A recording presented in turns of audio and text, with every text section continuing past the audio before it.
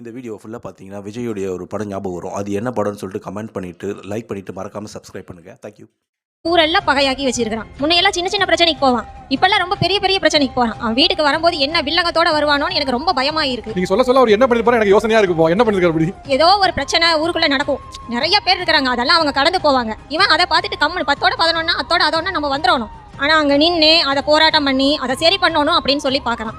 அதனால அவன் மத்தவங்களுக்கு எதிரியாகிறான். அதை சொன்னா கேட்க மாட்டான். அப்படி கடைசியா பண்ண போராட்டம் என்ன? இப்போ ஒரு மாசத்துக்கு முன்னால ஒரு மாசம் கூட இருக்காது, ஒரு 10-20 நாள் இருக்கும். ஒரு சிப்காட்ல கழிவு நீர் எல்லாம் வெளியில வருதுன்னு ஒரு பெரிய பிரச்சனை. அந்த ஊர் மக்களுக்கெல்லாம் கேன்சர், உடம்புக்கு சரியில்லாம போச்சு. இதனால ரொம்ப தொந்தரவு. இது நிறைய பெரிய அதிகாரிகள்லாம் வர்றாங்க பாக்குறாங்க. அதெல்லாம் அவங்க பிரச்சனை. இவன் போன பேர் என்ன, வயசு என்ன? சார் என் பேர் சந்தோஷ். எனக்கு 26 வயசுங்க சார். எங்க ஊர்லங்க சார் குடிக்கிற தண்ணி, சுவாசிக்கிற காற்று, சாப்பிட்ற சாப்பாடு எல்லாமே விஷமாயிருச்சுங்க சார். எந்த ஊர் நீங்க? சார் பெருந்துறை, ஈரோடு மாவட்டங்க சார். எங்க ஊர்ல எப்படின்னா தொழிற்சாலைகள் எல்லாமே காவேரி கரை, நொய்யல் ஆற்றுக்கரை, ஏதாவது ஆற்றுப்படுகை, ஓடை பக்கத்துல தான் கம்பெனி கட்டுறாங்க.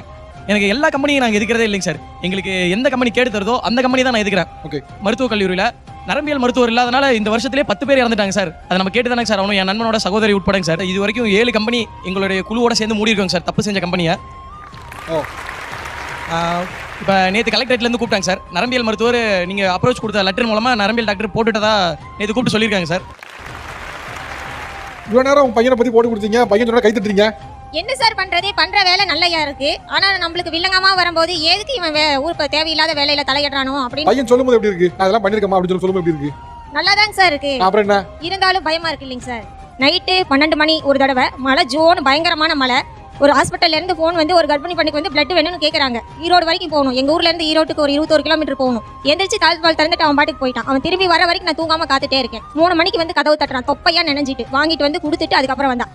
அதை நினைச்சு பார்க்கும்போது சந்தோஷமா இருக்குது. ஆனா இவன் எங்க போனான், எதுக்கு வந்தான், ஏன் போறான், நினைஞ்சிட்டு தொப்பையா வரும்போது எனக்கு சங்கடமா இருக்குது. நீ சொல்றத கேட்கிறதுக்கு இந்த ஒரு படத்தோட ஹீரோ என்ட்ரி சொல்லுவாங்கல்ல, அப்படி வந்தாரு. அப்படிதாங்க பண்ணிட்டு இருக்கான்.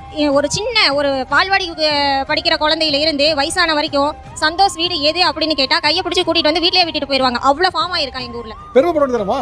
பெருமையா இருக்குங்க சார். ஆனா உள்ளுக்குள்ள பயமா இருக்குங்க சார்.